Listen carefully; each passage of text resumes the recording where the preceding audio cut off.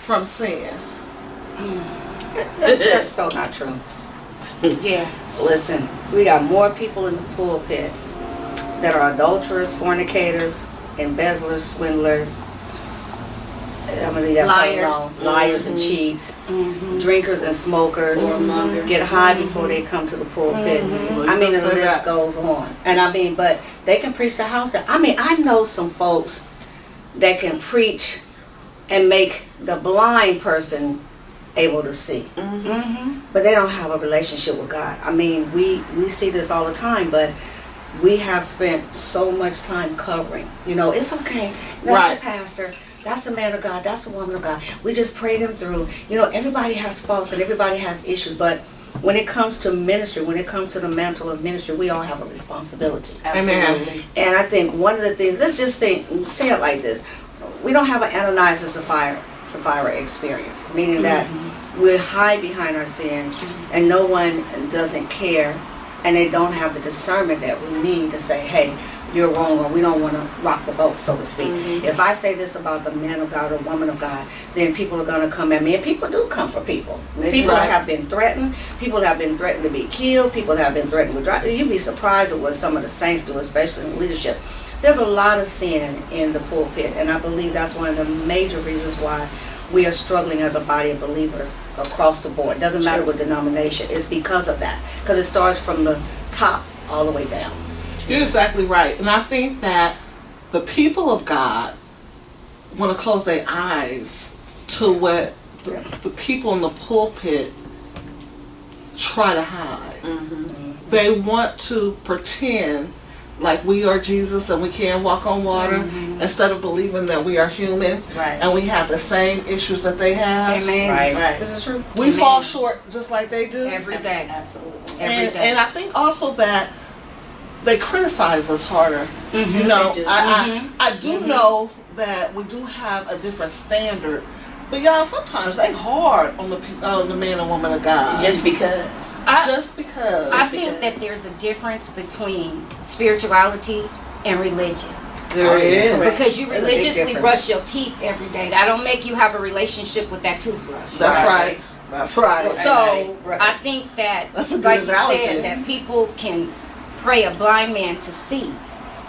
They have worked on their religion so much that they forget their relationship with God. Well, you also have to remember, Pastor, that the gifts come without repentance. Amen. So, you know, it's one thing to be gifted and a whole nother thing to be anointed. Amen. Right. Amen. That part. Amen. That's the part. I had someone ask me a couple of years back, and they were asking me who was my favorite preacher, who was my favorite speaker, and I said, no, I don't really have one. And they were adamant, like, you've got to have a favorite preacher or speaker. I said, let me put it to you like this. When I hear a man or woman of God preach and they're in the pulpit and leadership, I'm listening for a sound. And I don't hear that sound, that anointing. I hear a lot of fluff. I hear a lot of good words. I hear a lot of articulation. I hear a lot of scriptures that they can say with their eyes closed in their sleep. But what we don't hear is the sound and the presence of God. You're right, Pastor Cherie.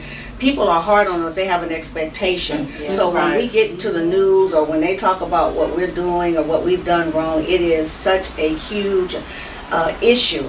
But we are human, but we are called to a higher calling and standard. So at what point do we make ourselves responsible for the sins that we're dealing with? And a lot say, I can't help it. Right. You know, I'm struggling with this, so God knows my heart. If one more person say that to me, God knows my heart. Listen, God does know our heart. He literally emphatically does. And the heart is deceitfully wicked.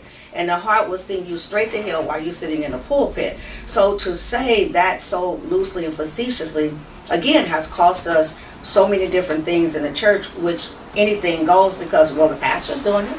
Right. The bishop is doing it. The apostle is doing it. The first lady is doing it. This leader's doing it. That leader's doing it. So what are we handing to the people that are part of our congregation? And even more so importantly, what are we handing to the next generation? We also have to be careful too, Dr. Mathis, that we don't take the people into sin with us. That part. Amen. We also need to be careful of that because, you know, a lot of people that are in the pulpit are having these parties and They going out with their members, and you know, and we don't take accountability for that. And that's what it is. I don't know if any of you, I know we all remember that when we were growing up, that whoever was our pastor had a pastor. That's good. That's And good. their pastor was quick to, if something was out of line, their pastor, when you would see him come to the church, Yes. You know it's trouble. and you knew Somebody in trouble. that if their pastor showed up, Yeah. something was wrong. Right. They wasn't just coming through to pat him on the The back, back. because Yeah. there was a certain look Yeah. they had when they hit Amen. the door. That's right. It's That's like you right. wouldn't answer my phone calls, but you gonna talk to me because I'm here.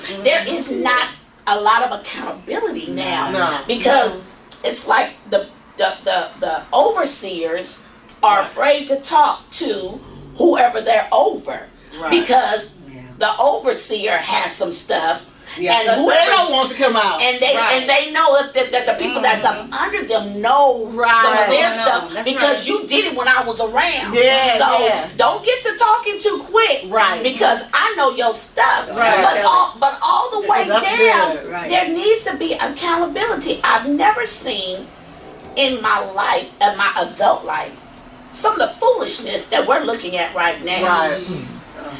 It used to be a time when a pastor could come and sit you down Right. Without being sued without being sued. or cursed out. It wasn't none of that. You were gonna sit down, and you were gonna like to be sat Or down. excommunicated from the church. Yeah, that Yeah. You better come That out here. part. That part. Okay. But now we're so quick to, we'll just let them preach through it.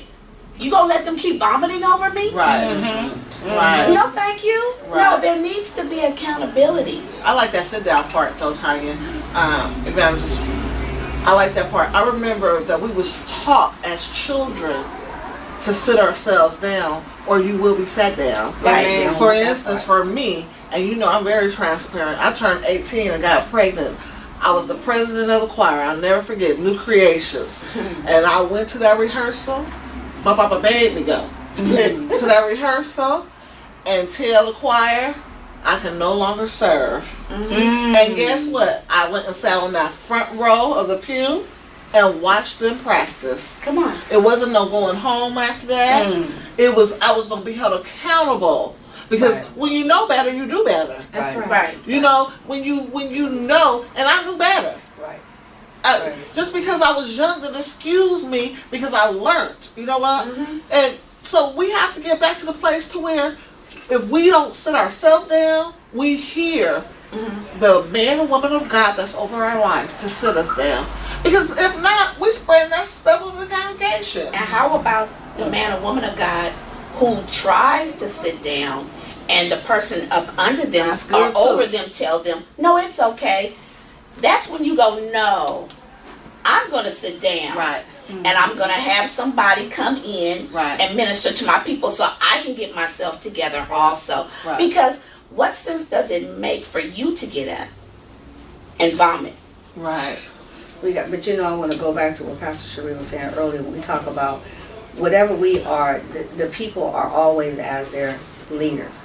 And one of the things that we forget to think about is that, one, we're more spirit than we are flesh, because God is a spirit being. So this flesh houses who we really are, the authentic who we Yeah, are. that's good, Dr. Malcolm. But then when we are preaching, when we are teaching, when we are singing, when we are talking, whatever we are from the pulpit in that sin, it goes out to the people. Then you Yes. find people committing adultery that we're never thinking about. Right. You find people The fornicating that we're never It's thinking the about that. spirit. You You're find right. people with issues with pornography, with masturbation, with, yes, come on, I'm serious now, so I Yeah. want to talk about this. Yeah. People that lie, that steal, cheat, people start cursing folks out, people go back to drinking, and all of that comes from the pulpit. I remember when, and I'm like Pastor Cherie being very transparent, I remember in the middle of I was midway through ministry, I was in my early 30s. I showed up for church every Sunday. And I preached whenever it was my time to preach. I was at the altar every Sunday. And every Sunday, I came in drunk. And every Sunday, I went home and drank. Because I was married to a man who was off the hook. And that was my only way to survive. Do you think the leadership sat me down? Absolutely not. Do you think they told me that I should sit down? Absolutely not. And when I wanted to sit down, it was like that. Come on, you can do this. You're gonna be all right. You're gonna pass. And I'm looking out at people who really need some. It was a real hard learning season because no matter what, it didn't matter that I showed up with the robe on. It didn't matter that I showed up to pray for folks. I was in sin from the pulpit. Right. And nobody thought enough or had enough discernment to say, this is not okay. Right. That taught me a very great lesson, but it also took me back to my roots because they would sit you down. I remember my mother getting remarried and the pastor sat her down right when she was getting up to sing in the choir. You know, you're going to be singing, take that robe off and sit down. She took the robe off and sat down. So we have this, and we forget the fact that just because we hide it in the fleshly realm doesn't mean it is not showing up in the spirit realm. And that's where we have the issue. People be literally about to lose their mind. I don't know what happened to me. I don't know what's wrong. And look at your leader. That's good. It used to be a thing called your slip is showing. Oh, your slip. You know, you ought to be able to walk up to somebody, and I'm not talking about just outright clowning people. Right. Now, there are a few that needs a little clowning session. Don't get me clowning session. Now, don't get me wrong. Yeah. You get your red nose and you come in there with your thing and say, it's on. But, you know, I'm talking about the people that you take them to the side. Right. And you say, excuse me. Your slip is showing, and when they get that look, then that opens up the conversation, Right. and then you can talk. You know, you can talk to them. But we're in a time in a season where you can't tell nobody nothing Unless you want to fight. Yeah, and it's like let me ask this. So we're up here and we're talking about sin in the pulpit. What do you think about the fact that so many people before us, we have lost a generation? And this generation feels like we're hypocrites. Yeah. Let's just be honest. Right. That's good. They don't see the deliverance in the church. So then they wonder, I don't want to go and play church. Right. So we have a whole generation that basically has turned its back on God because of what we did. Come on. And what we are doing. And what we are doing. Yeah, we are doing. So church is not the place that it used to be when my grandmother was gone.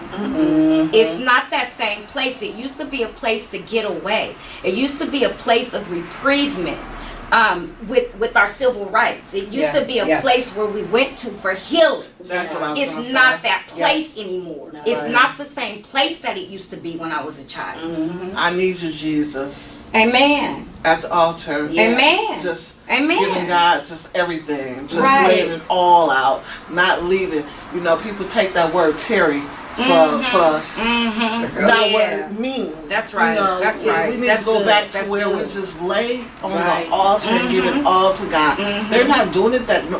Matter of fact, church is being rushed now. Oh That's yeah. kind of hurt. That's a kind of hurt. It is. Move, go up, get somebody lay their hands on your head, go back to your seat. Don't care if you've been delivered. Don't know what you came up here for. We Right. don't care. But we have to hurry up. But we will take We on the an time eon clock. to get that Right. offering. yeah. Oh, That third you better offering, say it. that second offering, That benevolence. the benevolent offering, whatever other offering, pastor's offering, birthday Building experience funds. offering, Yeah, whatever all the offering. different All the offerings. offerings. Yes. Because that's what we become. But we are not concerned about the generation. You all know that we could never run in the pulpit. We could never play in church. Oh, We could never talk when people are being delivered and demons are being slayed out. But now you see people out on their phones, not just the kids. I went to a church a couple of years ago where they was having some kind of anniversary. That in and of itself was interesting. That's for no whole nother conversation.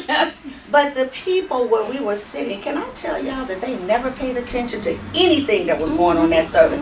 They were on cell phones, tablets. One lady was over here gossiping about somebody else, and somebody else was arguing, and the kids was running around turning cartwheels, and my grandchildren was looking like, what in the world? Because we don't do that.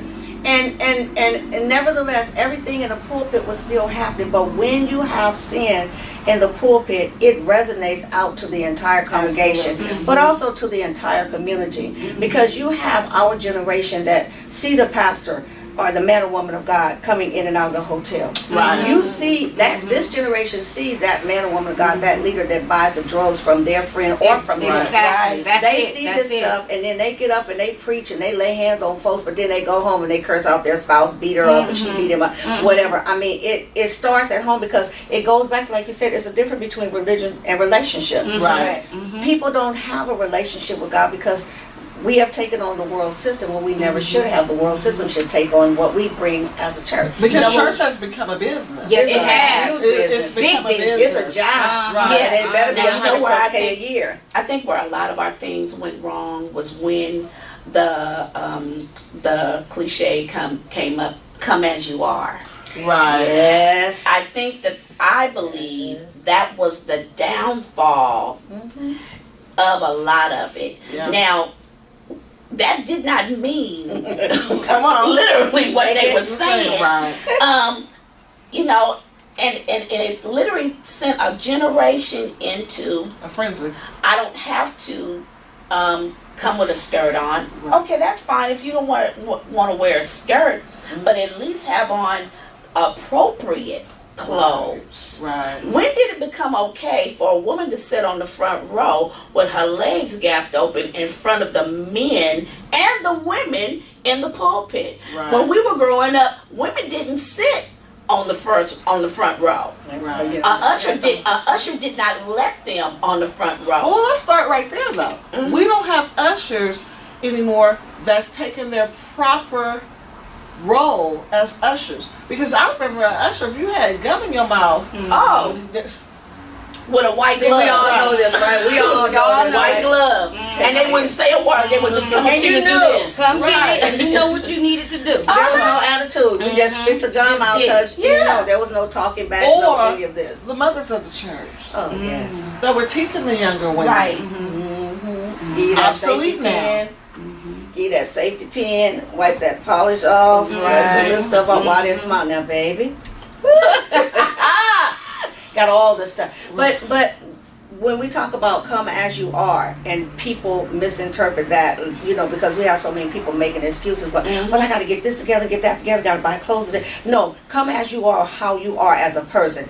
God will take care of the rest. But you're right. You know, I have worked altars where women have sat on the front altar. Not only have their legs been gapped, but there's absolutely no underwear. When they Come get ready to on. pray for them, they roll across the floor, stuff just flying everywhere, and the men are excited to see that. Right. You know, because again, it comes from the pulpit. Everything goes back to our relationship with God, and we see this generation of people sharing to the generation after us that is coming up, and it's the most scariest things, that it's okay to go to church and just do what you do and leave and go home and do whatever you do and come back and keep the cycle going like the book of Judges. Just serve the gods of this world, not the God, but the gods of this world, and give God just this much. This a whole Cain and Abel thing. I don't really need to have a relationship with God. My relationship is when I give my tithes and offer whatever I feel like giving God on any given Sunday. My relationship is that I show up to God. Now, God, I showed up to the house of God on a Sunday. It is actually not only a business, but it is a social club. Right. On a Sunday. Yeah. Let's see what you got on. Let's see what you got on. Let's see who can preach the hardest. Blah, I'm blah, gonna blah, go blah, blah. hang with my clique because these is the people that's giving the most tithes, and they gonna run the church And we anyway. going to eat after. Right. Not the rest of y'all. Just Yes. Right. Just the click. And we'll drive by you and know you need a ride. Right. In the rain. Or you hungry and we going to eat and we Right, ain't taking right, you with right. us because you're not our type. because you're not part of our clique. Because see, that's what sin brings on. That's right. We have That's arrived. Right. But we're still in the earthly realm, but we have arrived. We see so much of that, and it just really, it breaks my heart, because one thing that we forget is that this generation of us, we are so blessed to have had the opportunity to have that foundation. Amen. But yet that foundation is what we're supposed to give back to this generation, and we are not giving it back. We're so engulfed in ourselves. Let me put it to you like this. We're so busy platforming until we don't even, I can't You better do say it. another conference, another seminar, another this, another that, and we come in and everybody got to see who has on what, and you have just left the bed with him, her, they, them, it, whatever, and you've done whatever, and you show up and you're talking about we had a glorious time with the Lord, and it's just as empty, you know, and then you leave and you come back the same. The But we exact keep same doing this way. over and over. So when is it that we are going to come to a place that we're really delivered and different? Not until we come out of sin. And again, it starts at the pulpit. You can go online and you can buy you a first class ticket to a storefront church or whatever building you want. Say this is my certificate right here. I'm a pastor. This, that, and there is no overseer. There is no person over you. I am it. No nobody tell me nothing to do. God tell me, and I listen to God when I get ready. Right. But I'm still living how I want to. And that's why we have so many independent churches now and so many people is because they don't want a covering. They don't want to have nobody to be accountable to. They don't want, they got so many don't wants. So they will go online. They will get them a little ordination piece of paper. And that's what they call it, a little piece of paper to be able to do what I want to do. I've never seen so much of that. You just started preaching. Weren't you an usher last week? And now you're a bishop? Right. Apostle. You just and now you got a preacher's collar and you got a different color preacher's collar. Right, now you the bishop, and it's like, weren't you just? Yeah. You just got 5 minutes ago. 2.5, and you don't, and then on top of all that, you can't help no one. Right. You can't pray for no one. Right. Because you haven't gone through the proper God steps. Come on now. To get where you need to go. That's it. You're going through the worldly way. You're going through the internet, but you haven't taken the proper God steps to be elevated. Exactly. I'd rather do it God's way and go through the proper channels instead of going through your channel and be clowned or embarrassed, because you will get embarrassed by God. Yes, He will embarrass you. He will pull the covers right from over you. You know, it's like, go through the proper channels. Right. Do what you gotta do. Don't let nobody, you can sing, you ought to be over the choir. You can't sing. I'm good. I'm good. You know what? You did a great thing. You've been called to preach. What the parking lot prophets. Parking lot prophets. It's like go through the proper steps. Well, the proper steps calls for the anointing. Come on. Which the anointing calls for Amen. some stuff. Right. And I'm saying it lightly. You're going to go through something. Amen. You're going to go through something. We can't just overnight anoint ourselves. Right. And say, this is... We have to get to the place to where we let God do it, and we do need to go through the proper channels. We got to get to the place to where we are held accountable to someone. We have to get to the place to where we'll sit down and be an Indian and don't always have to be a chief. Right. Come on. We can serve and not always have to lead. Right. We have to get to the place to where we have a spirit of humility. Yes. And not a spirit of manipulation. I mean, I'm just saying, we have to get to the place to where we are humbling ourselves unto the anointing of Jesus Christ to do what He's called us to do. Now, this is the thing. We have a whole bunch of pastors, bishops, preachers, and teachers that want to do all of the preaching and all of this stuff, but they don't want to serve the people of God.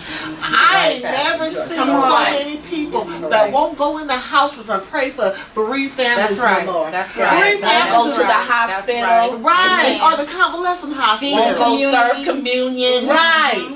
Come on. What happened to those days? You know what I'm saying? We have to get back to that stuff because that's what God has called us to do. We have to get back to Acts. We're not there anymore. That's the missing component, though. That is the missing component because we don't serve the community the way that we used to. Right, not at all. And that's how, the babies are the answer now. They are. We've lost a generation, but we don't have to lose two. That's right. Right, we've already lost two. We don't need to lose we don't use two. Right. We can get the babies while they're young and bring them up in the way that they should go. Because we failed to do that. That's because, again, I said, going back to everybody has to have a platform. Everyone has to be on top. But here's my question. When we think about sin in the pulpit, where exactly did it start, where it come from? Because when you think about that, it goes back to what we've been saying. There's no relationship. God requires relationship. And there are many people that are in the pulpit that have no business being in. They're just straight hirelings, and yes, I'm going to say it, and straight pimps. Straight pimpets. Yes, I have to say that. Yes, Lord. Because this is what we have, because it's a business. It is. How many people can I get to be under me? Because that makes me feel good. It makes me feel important. How much money can I get because I need to buy this, that, and the other? How many cars can you drive at one time? Right. How many houses can you live in at one time? Right. How many trips can you take in one year? That's right. And how many jets do you need to get you so you can go and preach to the people? Can you get your behind on an air flight like everyone else? And here's the But see, thing, you start to have all of that, so then it goes back, like you said, we're not serving the community. Nope. I couldn't, in my right mind, be a leader in my community, and I'm sitting at the house on top of the hill, and the people don't have lights, or they don't have food, or they're catching the bus to come so they can hear whatever God is giving me to say. Right. But yet I'm not concerned about that. I cannot. So that when you do not have a relationship with God, you care nothing about what happens with the people. It's been raining. I've caught 3 buses to come here, Pastor, to see you, man of God, woman of God. You didn't even think enough, and you don't have enough discernment, if you have any left, to see that I'm struggling. And I'm about to be put out any day now. Right. And you got space, but you don't want to have anyone in my house because I don't want those spirits. I mean, this is all kind of stuff. But when you don't have a relationship with God, you are going to have sin in the camp, and you're going to have sin in the pulpit. And the sin can be simple as something that I refuse to forgive or refuse to serve the people. You better come on. Because in order for you to be a great leader in a pulpit, you have to be a great follower. You have to be a great servant. You have to be a great connectivity with the people. Have a pastor's heart. Do we Right. even say that anymore? Right. Do we even say that anymore? No, that's good. Is that old now? Is that old school? They be like, you say what? We have to bring What is that that? Right. That's And then right. we have those that are really trying to do that, and they're the ones that are passed over. Right. Because Right. because they Right. get talked about. Oh, you just a punk. What? Doc? You know, and doc. You ain't got this doc. And it's like, but here's a man of God who works every day and will help his people. Right. And because he's doing it God's way, because he is sent by God to this congregation, they're the ones that suffer behind the other jokers, the pimps, that are riding around. You know, you living off your people. You living off their backs. That's right. So That's let me right. ask y'all this. Robbery. Let me ask y'all this. So, can the real people that serve God's people stand up? That's what I'm saying. That part right Yeah. there. Can the real Yeah. people? Right. Yeah. So that's what I want to end with today, is that I want to challenge all of the pastors, preachers, bishops, apostles, leaders in full to stand up and be counted and be a servant just as well as you want to be a leader. Absolutely. Amen. Do what God has called you to do and be the best that you can be. Right. Remember that saying? Right. Be the best that you can be. I challenge all of the clergy in 2019 to be the best. And don't let sin Right. be in your pulpit. Amen. I'm Dr. Cherie Baisden-Nickelberry, the host of Conversations with Women of God, and my co-hosts are Pastor Sherry Henderson. Dr. Idisa Mathis. Evangelist Tanya Barr. and we love you, and we'll see you next time. If you liked us, please go on our Facebook page, Conversations with Women of God. Yes. You'll be able to see all of us there and our show. God bless you, and we love you. Good night. Good night. Bye. We bless you. We lift your holy name.